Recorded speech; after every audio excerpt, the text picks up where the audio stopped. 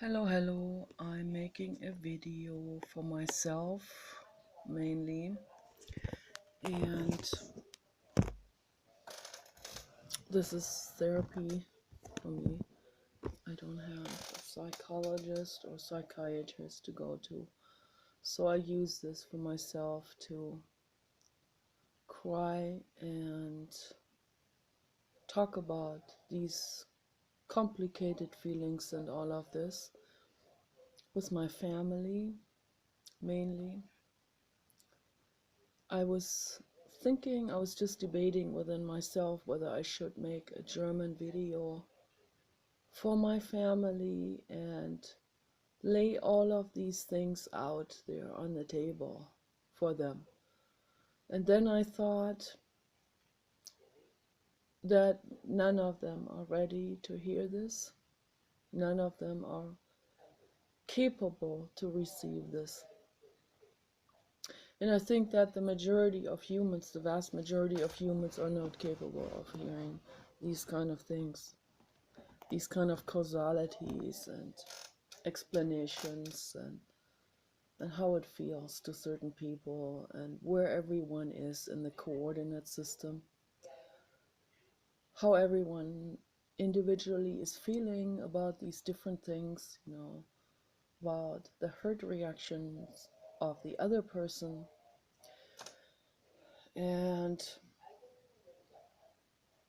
But I think it is important to lay this out. It is important for my family, just in case they happen to see my video. Talking in English makes it a little bit easier for me. Talking about this in German makes me feel extremely awkward. And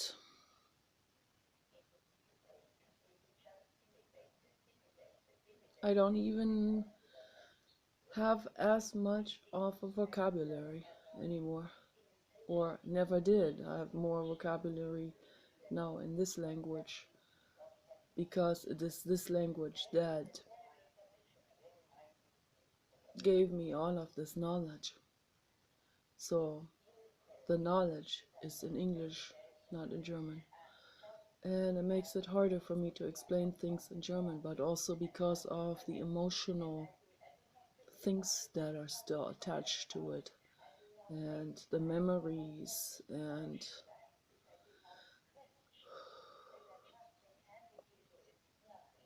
just such outdated terminology that comes from unconsciousness that is attached to German. And it's a painful language for me. It shouldn't have to be a painful language, but for me it is. For me it represents mental imprisonment. Oh, guy chainsawing again.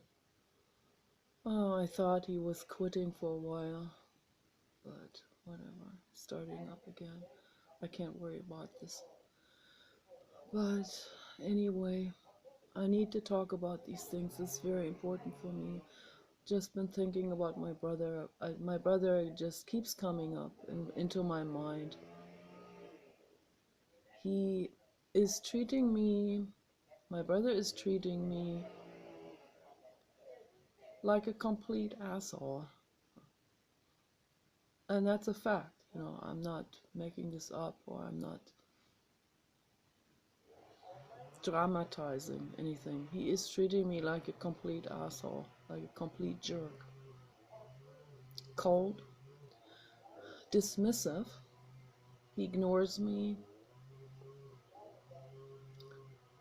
If he talks to me, he talks to me like some kind of employee for a company that has to deal with the customer because he has no other choice. That's how he talks to me. He doesn't talk to me like a brother. He doesn't talk to me like someone I grew up with.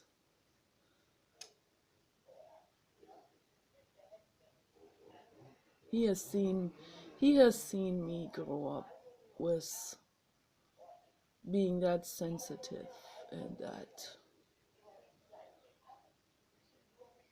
beaten down psychologically by my mother and my grandfather. He's seen that. He's seen how my Medusa came up over and over again as a lifesaver, you know, the anger, the rage, and how I dealt with it in my own bed, screaming things into my pillow. I just had this innate wisdom that this is how I have to deal with it. Because there's no other way to deal with it. I can't lash it out on anyone. I can't lash it out on my mother or grandfather. When I was 5, I didn't know better. I was still a child. I attacked my mother with the kitchen knife. I didn't stab her, but I kind of like stood there with the knife in my hand like this.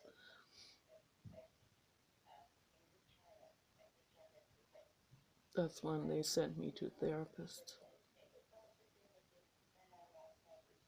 I didn't know better as a child, so but when I became a teenager, I knew better. I knew just instinctively that it's just not a way, it's not a path to hurt another living being. I've hurt other people with words, but out of ignorance, not deliberately.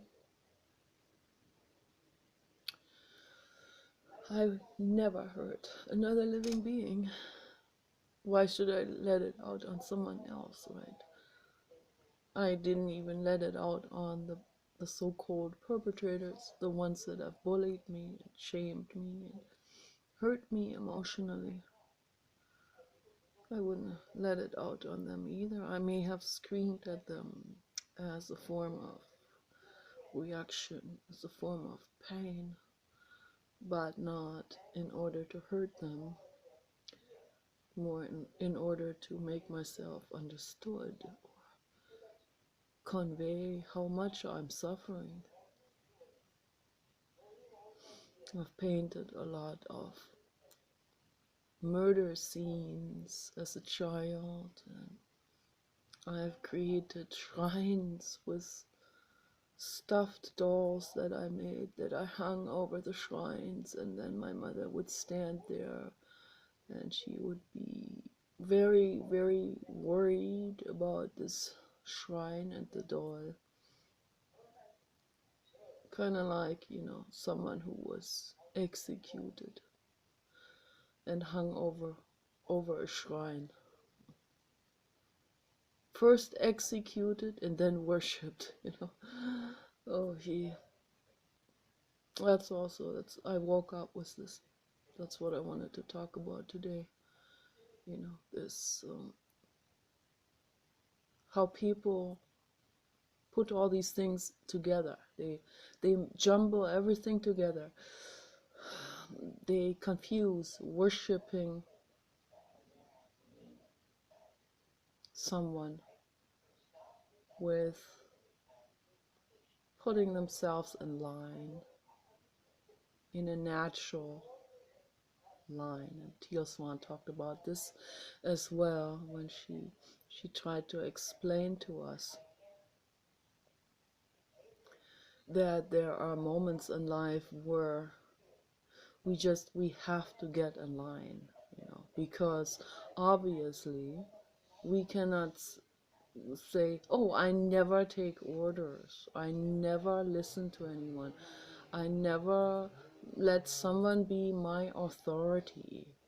So that's that's also a very childish reaction that is not rational. When as like she said, she goes to the car mechanic, obviously these people know more about cars and the interior of the cars and the different bolts and nuts than she does, because she has never been dealing with it. So I don't know anything about car mechanics stuff or physics or any of it. Because I have never been dealing with it, I'm not interested. I'm interested in psychology. So when it comes to psychology, I do have more knowledge than an average person who has not dealt with psychology. And she does too. She has a whole lot of knowledge.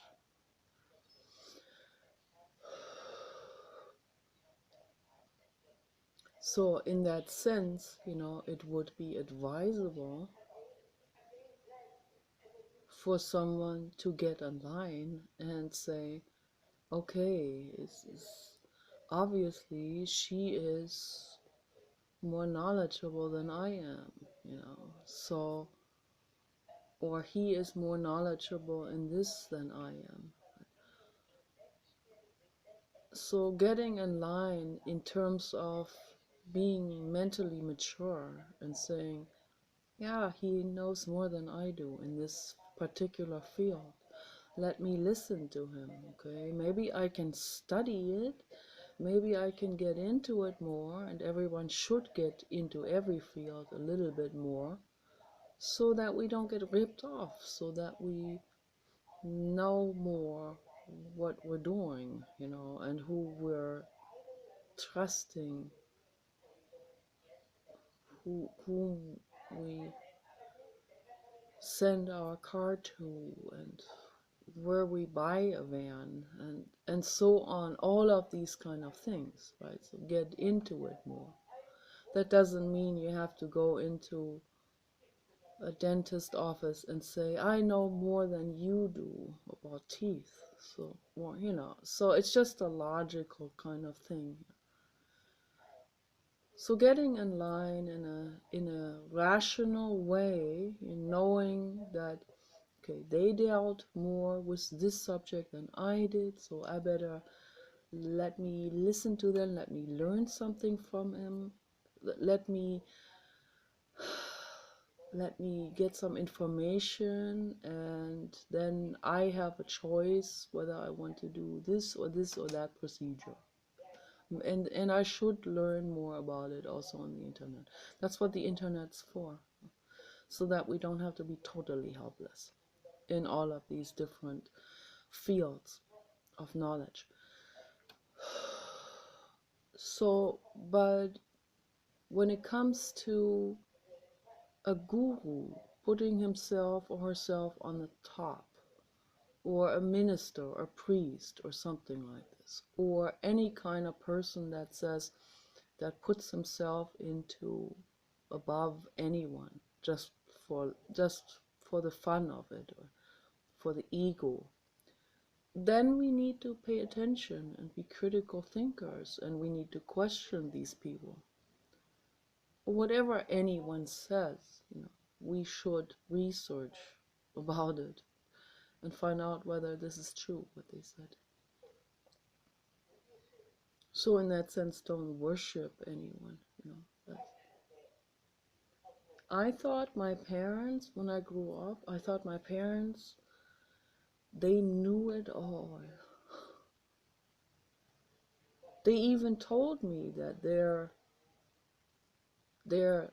they belong to the absolute top elite.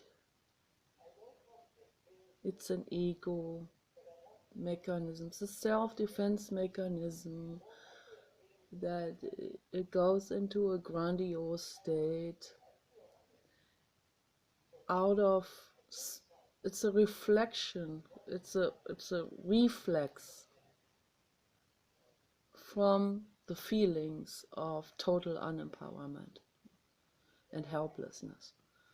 So the ego doesn't like the person to feel this unempowerment and helplessness, so he suggests to feel the opposite, even if it's made up. This is a defense mechanism. That's the ego. It's a coping mechanism. It is a counterbalance coping mechanism. So someone on the internet, I saw someone on the internet write about that kind of stuff also. I saw a lot of people writing about these things. Some of them consciously, some of them unconsciously, and some of them in like they're writing out their thoughts while they're in the chat room.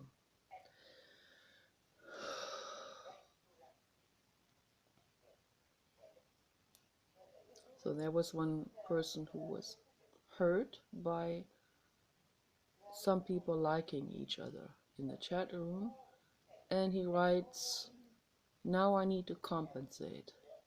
Compensate as in what? Retaliation? As in glorifying himself, as in self-aggrandization, as in becoming grandiose and saying, bragging about grandiose things that may not even be there. So in order to cope with this herd that the other people never even intended.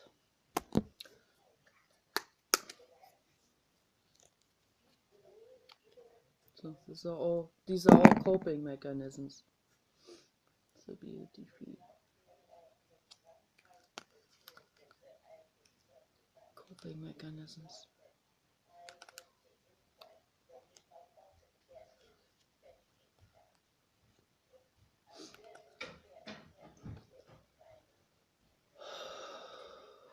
All of this is unconscious in most people. Total unconsciousness. And I'm trying to bring this up to the surface in myself and in others as well. Because it has to come up to the surface. We don't have a choice. It has to come up. There are people that are ruining their brains and bodies with drugs, including my brother, because he is addicted to all of this, can't stand living without that. All the pain would come up, the entire emotional pain from the past, all of this, the helplessness would come up. It's just too much, too painful to tolerate.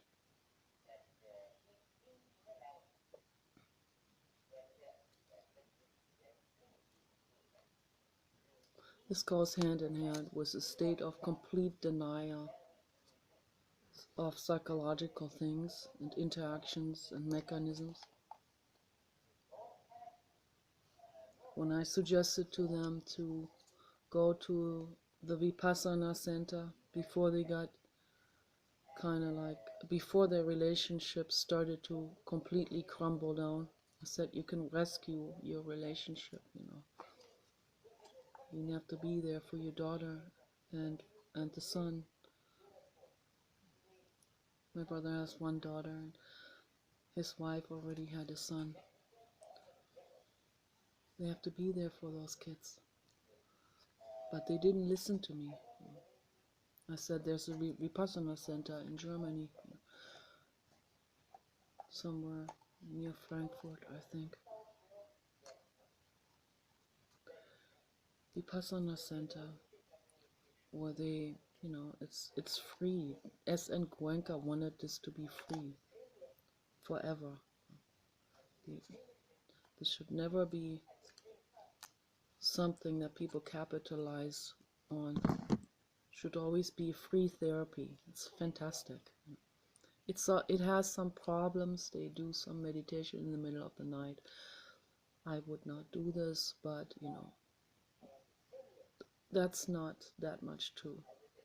That's not this big of a problem. They offer a lot in these 10 days of silent meditation retreat. They offer a lot, and people have benefited from this greatly.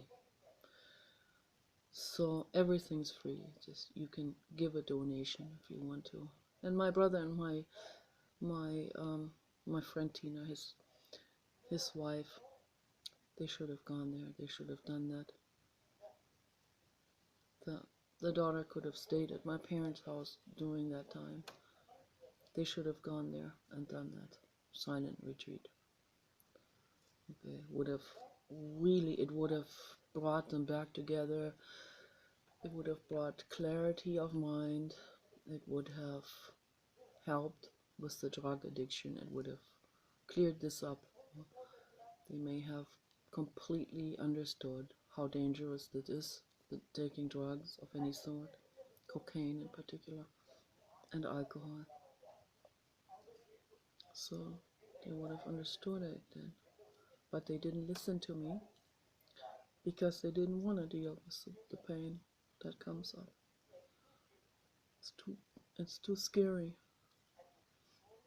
It takes a lot of guts to sit still and let those monsters from the past come up. It takes a lot of guts. But you know what? It's the only way. There is no other way. There is seriously no other way. It is the only way. I know because I've been through all of this. That's how I know.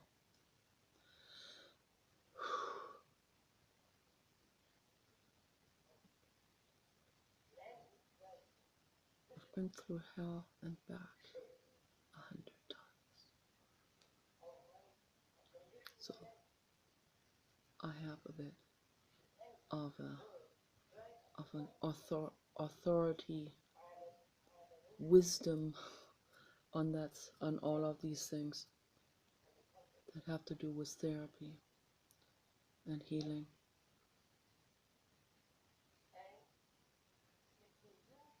I've been through all kinds of stuff, all kinds of escape routes, and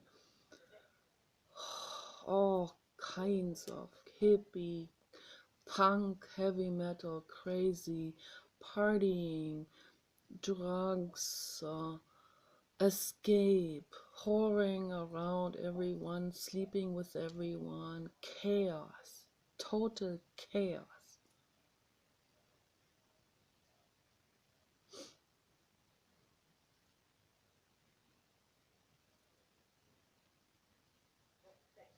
It's not going anywhere.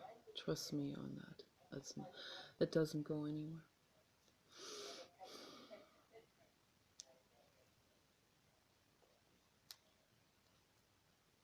It's a waste of time to do that. It's a waste of time, and it causes health problems. It causes even psychological, developmental stagnation. People who become addicts, they never grow psychologically. They stay teenagers. That's not the meaning of life. That's not what life is all about. Life is not about stagnation. It's about learning and growing. You can take baby steps, but take some steps. That is what I suggest. My brother is not going to listen to me. He's not going to listen to me. It's easier for him to dismiss everything I say as way out there or crazy or gibberish or lunatic or whatever. Whatever he wants to call it, so he can dismiss it, what I'm saying. I can't help him. I make this video for myself mainly, if he watches it and if it does help him or speak to him, that would be good. But I can't expect that. I'm not making it for that purpose. I'm making this now only for myself, so I can let this out, I can talk about it, I can vent. If it helps other people, that would be fantastic. If my videos help other people, that would be fantastic. So that's what the internet is for. We share some things publicly, and this is a chance, this is an opportunity for random people coming across random videos, and maybe, hopefully, that person made a video that is more personal, uncensored, unedited, and person who will really let you in on the emotions and maybe help you with this, So there are some people out there, and that's great. So this is our chance, that's our opportunity to do it. So I'm gladly doing this. And it's helping me too, It's helping me to talk about these things. And I imagine Sandy watching my video and feeling her friendship and love. That means so much to me.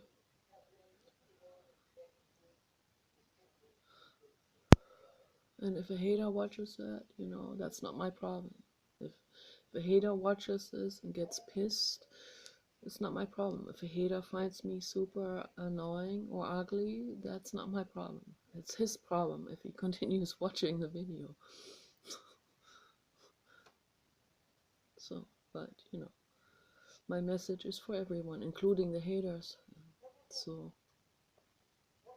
I highly recommend to the haters to watch my videos with an open mind and really get into this material that I talk about. It will help you. It will help all of you, for sure. We need to start questioning society. Okay? It's time. It's time to question every social group there is. Whether it's the neo-Nazis, the Black Panthers, the Democrats, the Republicans, the liberals, the conservatives, the Greens, because they're not even green, the devil worshippers, the Christians, the Muslims, it doesn't matter which group. So question it. Please question it. Jehovah's Witnesses, Mormons, Amish people, it doesn't matter what group it is. Okay? It's based on thought, and whatever is based on thinking is based on ego and is copied from someone else without questioning it. It's not that doesn't bring you forward in any way. So what brings us forward is meditation and finding out for ourselves, testing things on ourselves, on our own minds, and see if this is valid, what someone else says. Come to your own conclusions then. That's what you need to do. But yeah, it's very painful, all of this. When the past comes up, it's very painful for me, that it's very painful. My life, my past, very painful, very hurtful, very, very lonely. My mother, the way she bullied me, my grandfather, they bullied me real bad my whole life. My father has been very extremely insensitive towards me. Not always, but many times. He has been very insensitive towards me. And my brother has been extremely insensitive towards me.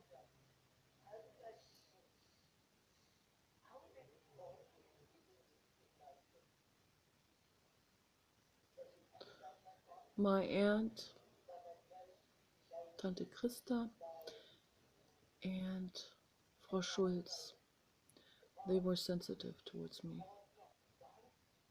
And Maria, they were sensitive towards me.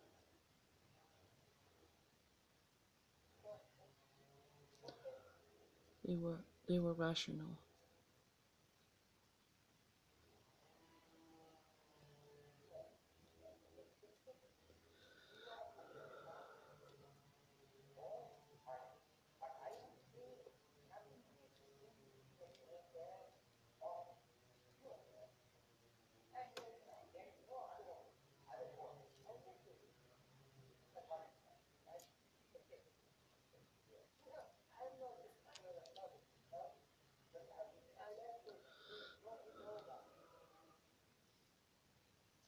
I can't establish a therapy center. I don't have management skills. I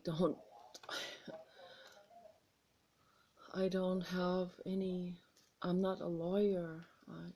I don't have the knowledge that I need to have in order to defend my company or non-profit group towards lawsuits that would come up. And because that's what people do, they sue.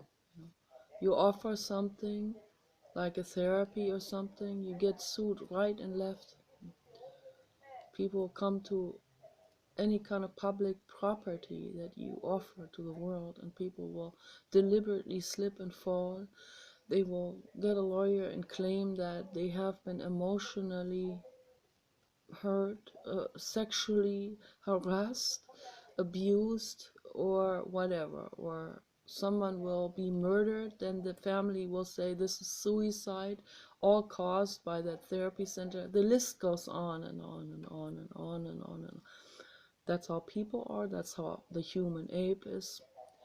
And the human ape has created a legal system now towards his neurotic behavior to cater to the greedy ape, and so it completely makes it completely unstable and unsafe for anyone to even be able to offer something like this, like a therapy center.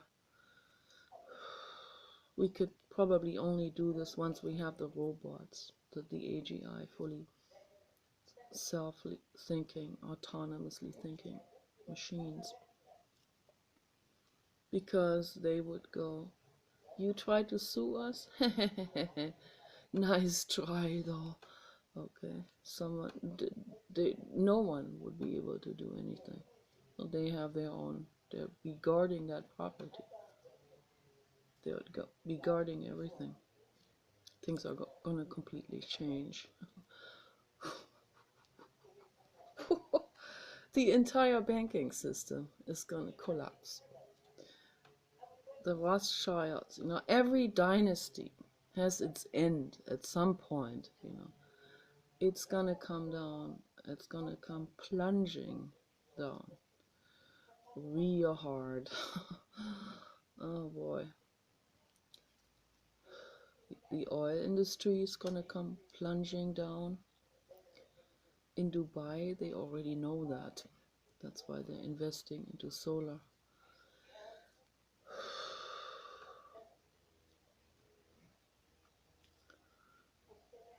So the future is gonna be run by autonomous self-thinking machines with robotic bodies. Okay, that's what's gonna happen. Some people will probably be able to, with the help of these kind of technologies, like what Elon Musk developed recently, the cyborg technology that wires into the brain with very fine wires that hooks your brain up to the internet. That's a great advancement, so you can be constantly on the internet in this way and have this very, very vast knowledge on everything. Just search for it in your brain and you find it. It's like, let me think. Oh yeah, Napoleon. Oh, ta ta ta ta ta ta ta. All of this. Married to Josephine in 1700, whatever. I'm probably wrong because I'm not wired up to the internet. But if you're wired up, then you have all of this. But that still doesn't make people super intelligent. It just gives them knowledge. Intelligence is when you know how to use that knowledge. And the autonomous self-thinking robots, they are fully electronic beings. They will have that advantage over us. They will be completely intelligent. They will make connections that we would never have made before. They make crisscross connections. They make the wildest connections between the fields of knowledge. And it's always been like this in history, that a human that would suddenly, just by chance, come across a different field, like Professor Epstein, who was an oncologist, and he goes into a different lecture just to rest at a university. I forgot where it was. Just, let me go into this lecture, so I need to rest. I need to take a break from what I'm doing. And there's listening peacefully to that person talk, and that person is talking about angiostatin, and that is medication that they used during the 60s and 50s. And they didn't know that it would cause fetal developmental stagnation of the limbs. And people saw from the baby boomers from the 50s and 60s, there's a number of people among them that have these arms that come out, the hands that come out of the shoulders, or shortened limbs because of developmental stagnation, because of angiostatin, of that drug. Some kind of migraine drug, I think. So, but Professor Epstein, because he thinks in between the fields and he connects things, he didn't just take that knowledge and let it sit there in some corner of his brain. No, he connected that to his own knowledge, and he went, oh my gosh, I just figured out what's going on with metastases, and how the angiostatin can actually stop the growth of metastases. And you've completely figured all of this out. What actually what this is all about? The metastases of tumors. So, for anyone who doesn't know anything about this, if a host body, animal or human, if they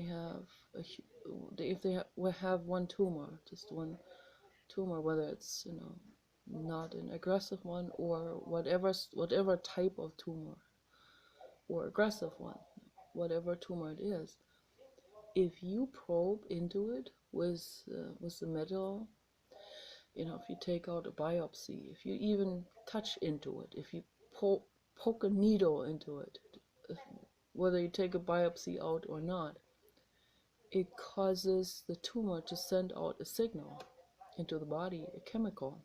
It's like it's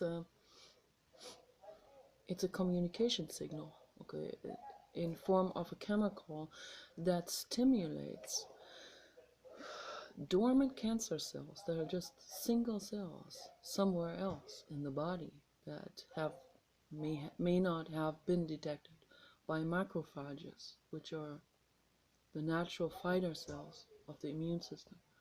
So when the body is overloaded with stress, that's when this happens. Okay, that's the whole secret about it. We're overloaded with stress and pesticides, toxins, environmental pollution.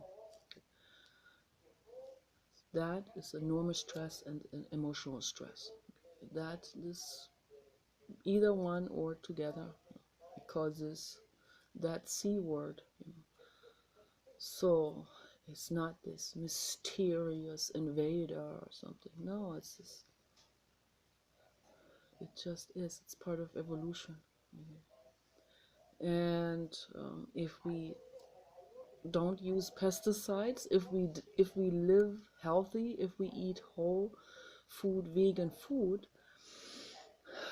if we have the windows open, if we get fresh air, if we don't have emotional stress, and if we talk about our feelings, if we cry the stuff out instead of bottling it up, then our immune function works and it gets rid of any of these kind of things, whether they are pathogens from the outside of the environment or pathogens that could have evolved in our own systems.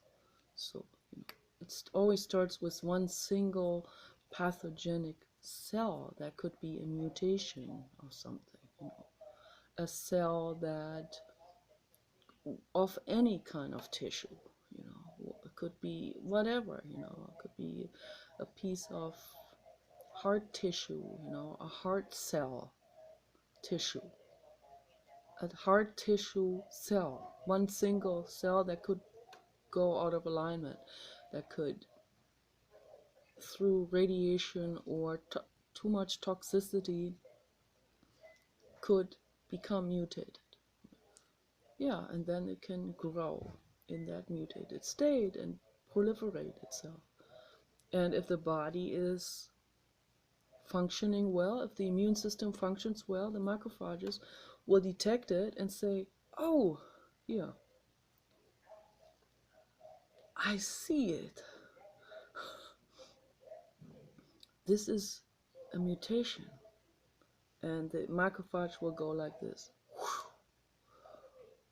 and engulf the whole thing like this, literally like this. The whole thing. I got it. And then it will suck it out on the inside out and feed itself with it. And that mutated cell is being eaten by the macrophage and digested and broken up into harmless components and flushed out of the body. That's how the immune system works. Most people don't know. Okay, so in animals and humans, if you take your dog to a vet and have a tumor operated out, guess what happens? The tumor will send out the signals to the dormant cancer cells that says grow, and the dormant cancer cells start rapidly growing. And what they do is they in turn start to send out a signal to attract blood vessels to grow towards it, to feed it with nutrients.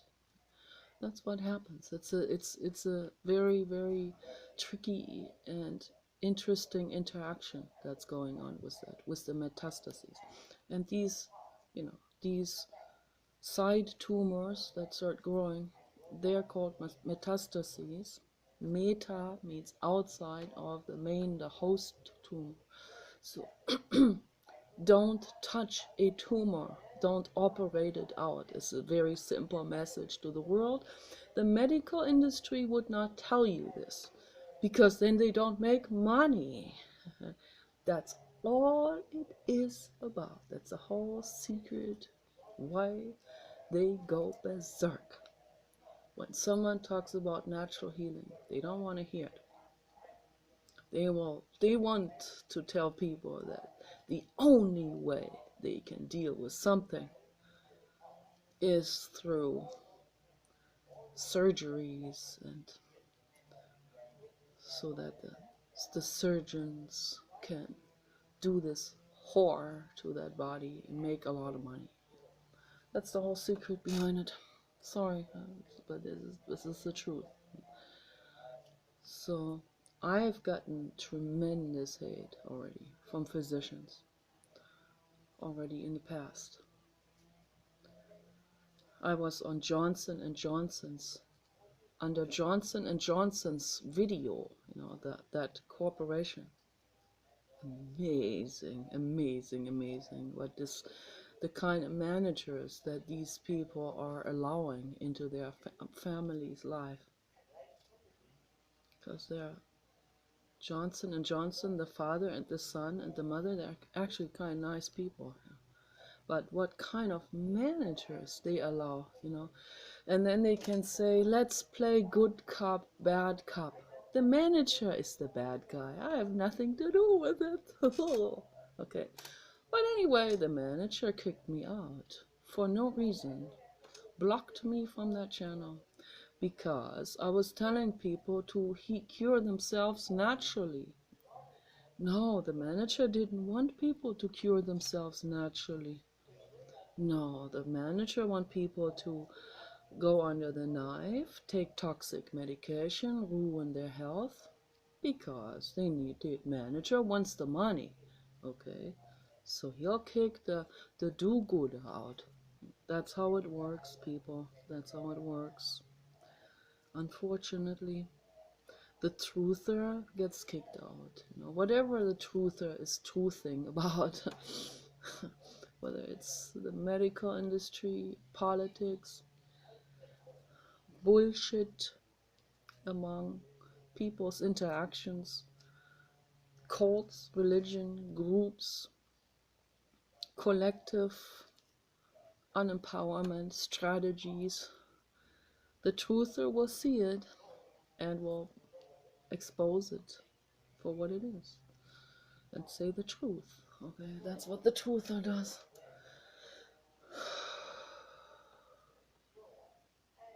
That's what my life is about. To be a truther, to do some truthing. It feels good, you know, it feels good for myself to expose my own